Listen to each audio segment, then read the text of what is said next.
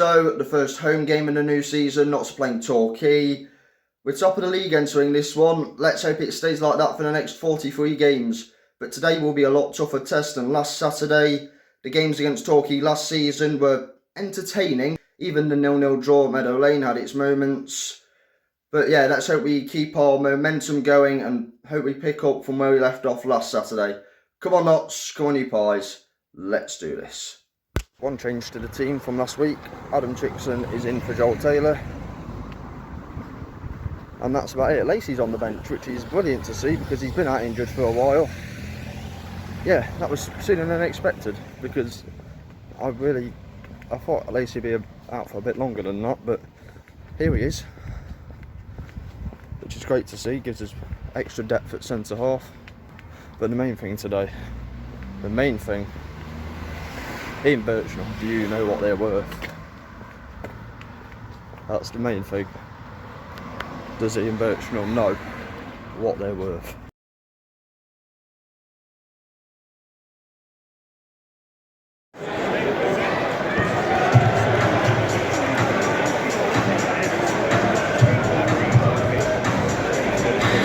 "15 minutes till kick-off, the atmosphere's building. It's great to be back, it really is." Ian Birchnell, do you know what they're worth? Callum Ruben are the best on earth. But Jordi Messi and the Portuguese are taking county to the Football League.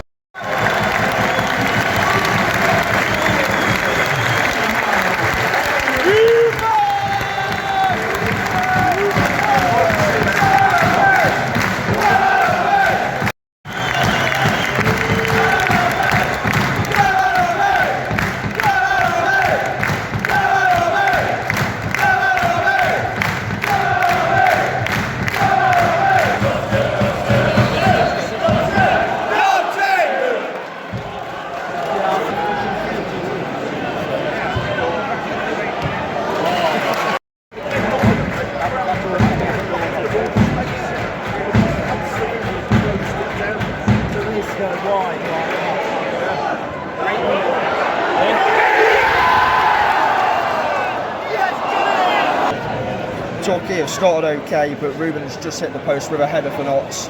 What a ball in as well. I don't know how it hasn't gone in. So close. It's a lively start from both teams. I called it. Get Ruben in the game and he'll produce magic. Ruben has been dropping deep for the ball. For about the last 10 minutes. He's been dropping deeper to receive it early. Rawlinson noticed it, played it to him, he played button through on goal. And now Torquay down to 10 men because of the foul on Wootton, but I believe it was Omar.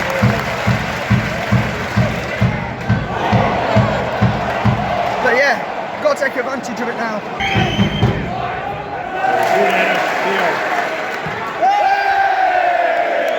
It weren't Rawlinson should have ended that. Rawlinson should have come in. Don't wait for your keeper, head it away.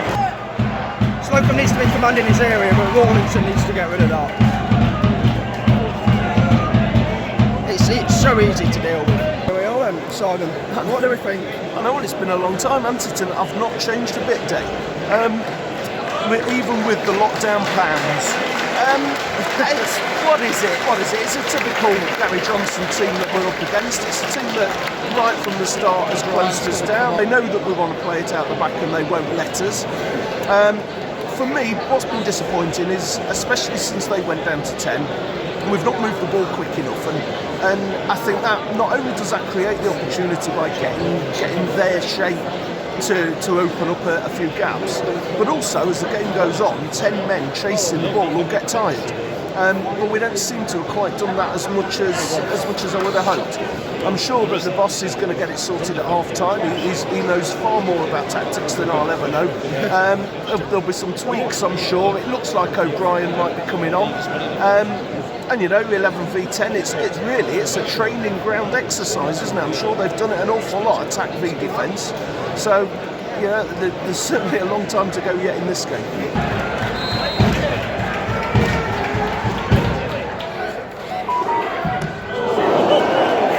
Ouch!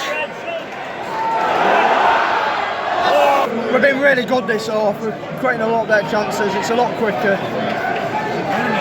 but it's just not falling for us. It's just not falling for us. We're doing everything right this half. It's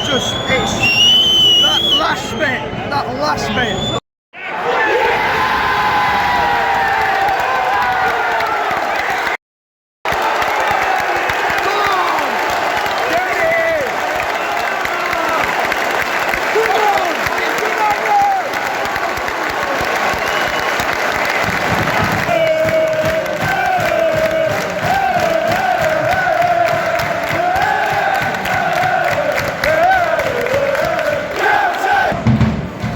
We've been knocking on the door for so long, and finally,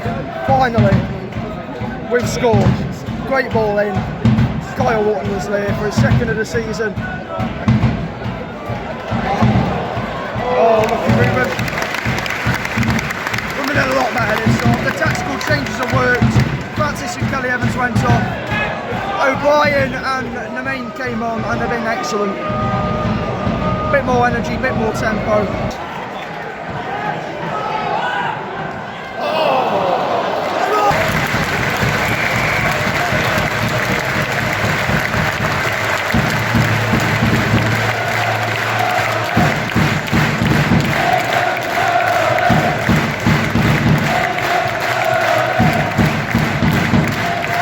We just weren't quite good enough right where it mattered around their box.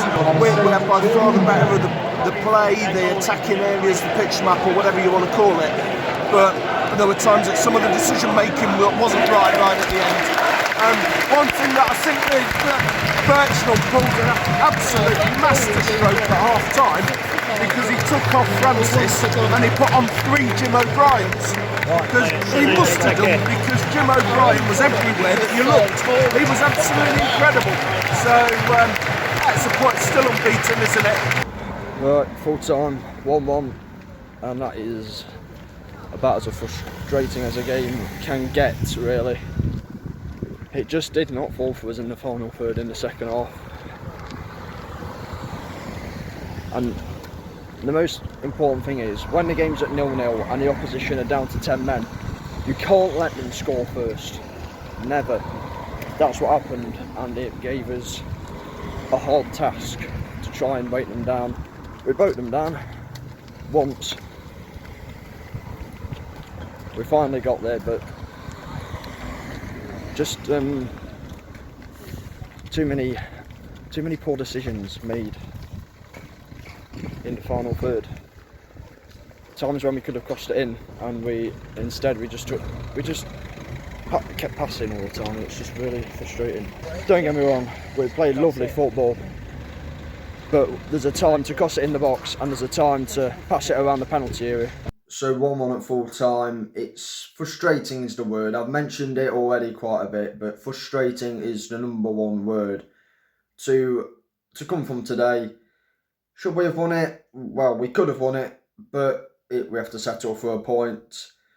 Just sometimes, overall in the game, we were just making too many poor decisions in the final third, and we weren't quick enough the first half. Slow tempo, we didn't get going. We should have been moving the ball a bit quicker. Mistakes started to make their way into our game, and the first goal was reflective of that. It should be dealt with easily. It's such an avoidable goal. Rawlinson, all he has to do is head it and get rid of it. But instead he lets it bounce, and Danny Wright gets there in front of him. And Sam Slocum's got to do better. He's got, a few times today, Slocum had to command his area better. And like I say, slow with our passing, slow with getting the ball into the box, working the ball forward. We didn't use the wing backs well enough, and I feel, should we have scored? Well, Ruben's shot was straight at the keeper.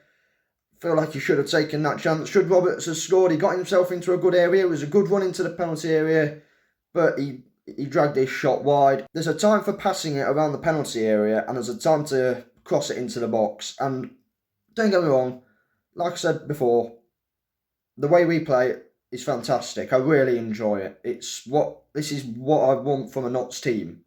But when you need to cross it into the box, get it in there. Dixon found space on the left-hand side and good movement by Kyle. That's what I like to see from him. Good movement in the penalty area to lose his marker and header it into the roof of the net. Matty Palmer was brilliant again. He dropped into Francis's role during the second half, well, just playing a little bit higher than Francis.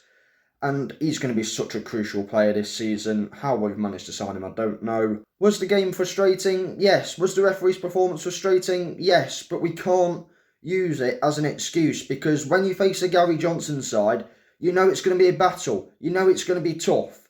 You know that you have to be up for the battle and you have to win it. Because they are going to work hard no matter what. Down to 10 men and you go a goal down. You can't allow that to happen, because it makes your task even more difficult. And that's what happened, and we had to battle. And we battled well, but we didn't battle well enough to earn the 3 points. It was annoying, yes, but you can't give the referee decisions to make. You have to be smart. And this is where we have to manage the game better. We have to, just